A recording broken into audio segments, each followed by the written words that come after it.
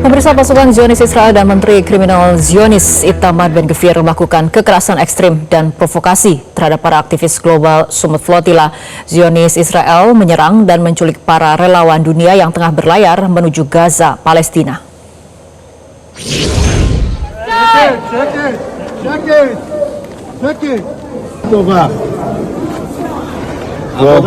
ברוכים הבאים לישראל, אנחנו בעלי הבית. ככה צריך.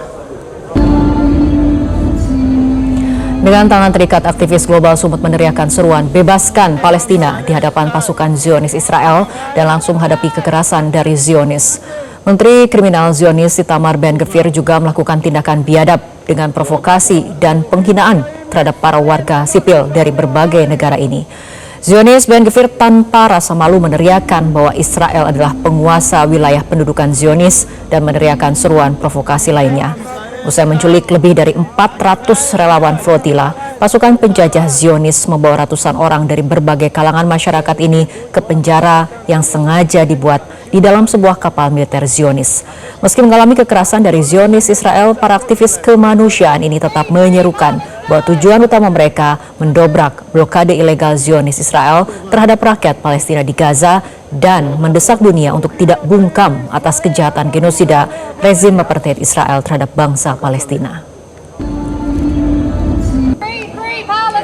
Tim pengacara dari Adalah mengungkap para peserta flotilla mengalami kekerasan ekstrim, pelecehan seksual hingga cedera parah oleh pasukan Zionis Israel. Tim pengacara meninggalkan Pelabuhan Ashdod pada Rabu malam 20 Mei usai memberikan konsultasi hukum kepada ratusan peserta flotilla yang diculik. Terungkap pola baru penganiayaan fisik yang sengaja dilakukan Zionis Israel. Kekerasan ini mengakibatkan cedera parah yang meluas, termasuk sedikitnya 3 orang sempat dirawat di rumah sakit. Selain itu, puluhan peserta diduga patah tulang rusuk hingga sulit bernafas. Laporan juga mengindikasikan seringnya penggunaan alat strum listrik terhadap peserta dan cedera akibat peluru karet selama pencegatan kapal-kapal flotilla. Beberapa peserta perempuan jilbabnya ditarik paksa hingga lepas oleh pasukan Zionis Israel. Para peserta juga menghadapi penghinaan martabat yang parah serta pelecehan dan perdana seksual.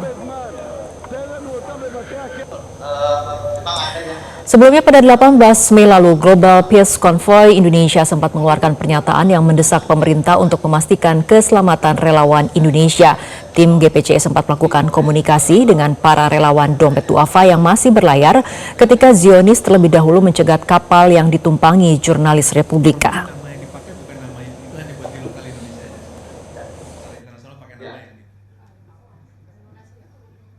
Kondisinya di sekitar seperti apa, Mas? Kondisi di sekitar saat ini seperti apa? Ya, seperti ini.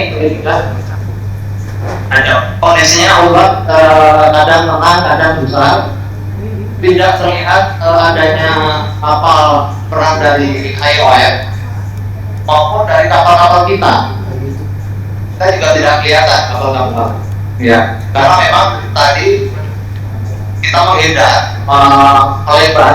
Jadi kapal-kapal yang lain memang KTP-nya menyebar semuanya, meluas, dan nanti kita akan kembali pada titik yang akan kita tuju. Jadi kalau kita tadi sampaikan, arah Gaza adalah lurus, kita menuju ke kanan. Ya, itu kondisi yang dan kami alami. Mudah-mudahan kita lanjutkan sampai ke Gaza itu. Oke. Di samping Mas Herman itu tampak ada Mas Rongko juga ya. Ini salah satu delegasi Indonesia juga, teman-teman. Mas Rongko mungkin bisa memberikan ini Mas pantauannya. Ya, pantauan sejauh ini tidak ada kapal tentara. Tadi kami semakin terus waspada sampai hari malam mungkin ya. Para keluarga relawan yang diculik oleh Zionis Israel berharap anggota keluarganya segera dibebaskan dari penjara penjajah Zionis. Keluarga dari aktivis kemanusiaan Rumah Zakat, Andi Angga Prasadewa, sempat berkomunikasi via WhatsApp pada 30 menit sebelum penculikan oleh Zionis. Sutrawati Kaharudin tidak bisa menyembunyikan kesedihan atas kondisi yang dialami putranya. Dalam komunikasi terakhirnya, Angga melaporkan sejumlah drone militer Zionis Israel terbang rendah mengitari armada mereka. Angga berusia 32 tahun, aktif di Lembaga Kemanusiaan Rumah Zakat dan memimpin pergerakan relawan di Papua. Angga juga terjun langsung menangani respon darurat di berbagai wilayah seperti Aceh dan Sumatera Barat. Iya banyak lah warga negara asli saat ini belum ada kontak. Belum bisa. Ini hari keempat. Hari keempat hari ini. Iya. Informasi terbaru seperti apa, Bu? Oh, dari perairan itu internasional awalnya di situ katanya dikurung, terus sudah ditahan ya, terus dipindahkan sekarang ke Asdod di Israel. Jadi harapan dari pihak keluarga sendiri seperti apa sih? Harapannya ya anak saya itu kembali dalam keadaan sehat, dikuatkan dikuatkan fisiknya, mentalnya, disehatkan badannya, dan kembali dalam keadaan sehat. Selain Angga, Herman Budianto juga termasuk ke dalam aktivis Global Sumut yang diculik Zionis. Adik Herman, Diah Puspitasari, sempat menyaksikan siaran langsung kakaknya sebelum penculikan oleh tentara Zionis Israel. Herman Budianto adalah relawan Dompet Duafa yang berlayar bersama 8 warga negara Indonesia lainnya dalam misi Global Sumut Flotilla. Para keluarga relawan berharap pemerintah Indonesia bisa segera membebaskan anggota keluarganya yang masih dipenjara secara ilegal oleh Zionis Israel. Kalau terakhir komunikasi tanggal 20-an, 20 kalau enggak 19, 20 kita memang komunikasi karena beliaunya sering ke luar negeri, jadi kita ya sudah biasalah paling ke sana kayak gitu. Ternyata ya kita kagetnya itu ternyata berangkat yang dari Turki itu baru tahu kalau dia ikut rombongannya. Di sana itu seperti apa? Kuat enggak? Hanya doa kita, ya Allah semoga kuat, walaupun di sana itu nanti ngalami penyiksaan seperti apa, semoga kuat bisa pulang sampai bisa pulang di Indonesia gitu, selamat sehat gitu loh harapan kita. Kita lihat video tadi loh, penyiksaan itu aja kita sudah enggak. Pemirsa, kami akan langsung membahasnya bersama analis intelijen Ridwan Habib, dan nantinya juga akan bergabung bersama kami Steering Committee Global Sumut Flotilla Maimun Herawati. Kita akan sapa Mas Ridwan terlebih dahulu. Selamat malam Mas Ridwan. Selamat malam Mbak Putri. Mas Ridwan, saat ini informasinya para relawan WNI sudah ada di penjara Ketziot Gurun Negev Selatan Israel. Di tempat ini biasanya tindakan seperti apa yang dilakukan oleh Zionis? Ya, mereka sebenarnya punya protap terhadap aktivis Flotilla ya. Dan saya kira memang ini menjadi alarm tanda bahaya yang sungguh sangat merisaukan, karena tentu saja berkejaran dengan waktu. Kita tidak tahu bagaimana secara pasti kesehatan dari para relawan itu, apakah mereka mengalami kekerasan fisik misalnya, ataukah mengalami tekanan mental begitu. Tapi saya sungguh berharap ada operasi tertutup ya dari intelijen Indonesia yang bisa segera melakukan penyelamatan kepada mereka. Kalau bisa kami berharap 24 jam dari sekarang ini sudah bisa dibebaskan. Karena memang intelijen Indonesia kan punya komunikasi dengan intelijen Israel. Saya kira kita tidak punya hubungan diplomatik, tapi tentu saja komunikasi intelijen itu ada, dan ini bisa dilakukan. Channel apa yang disebut dengan back channel atau jalur belakang ini bisa dilakukan, karena memang tujuan mereka ke Gaza kan tidak dalam misi-misi yang aneh-aneh, bukan dalam misi perang misalnya, tapi misi mereka adalah misi kemanusiaan. Saya kira ini harus bisa dipahami oleh Israel dan mereka harus segera dibebaskan, Mbak Binti. Oke, Mas Ridwan, kita lihat juga dari pihak Zionis dengan sengaja memperlihatkan video penculikan dan juga penyiksaan. Apakah ini upaya dari Zionis untuk menebar ketakutan ataupun pola intimidasi bagi para relawan lain? Iya, mereka memang menggunakan strategi good cop, bad cop ya. Jadi yang tampak di video yang diputar ini adalah bad cop-nya. Ini adalah Menteri Keamanan Nasional bad behavior-nya, yang dia menjadi bad cop-nya gitu. Lalu kemudian Menteri Luar Negerinya itu menjadi good cop-nya. Dan Menteri Luar Negeri kemudian akun resmi Kementerian Luar Negeri Israel kan mengeluarkan pernyataan bahwa tindakan dari bad behavior ini tidak bisa diterima. Bahkan mereka berdebat di Twitter ya, berdebat di X antar menteri itu, Menteri Keamanan Nasional dengan Menteri Luar Negeri. Ya, kami melihat ini sebagai strategi good cop bad cop. Di satu sisi mereka ingin juga mempublikasikan propaganda untuk menimbulkan efek ketakutan bagi aktivis-aktivis lain yang akan meniru hal serupa. Di sisi lain mereka juga mencoba menjaga citra Israel di mata negara-negara lain, terutama hampir semua dari negara-negara para aktivis ini kan punya hubungan diplomatik ya, termasuk Italia, ada aktivis dari Spanyol, kemudian ada aktivis dari Polandia. Beberapa dari pimpinan negara mereka sudah memanggil dubes-dubes Israel di negaranya masing-masing untuk dimintai tanggung jawab atas beredarnya video itu.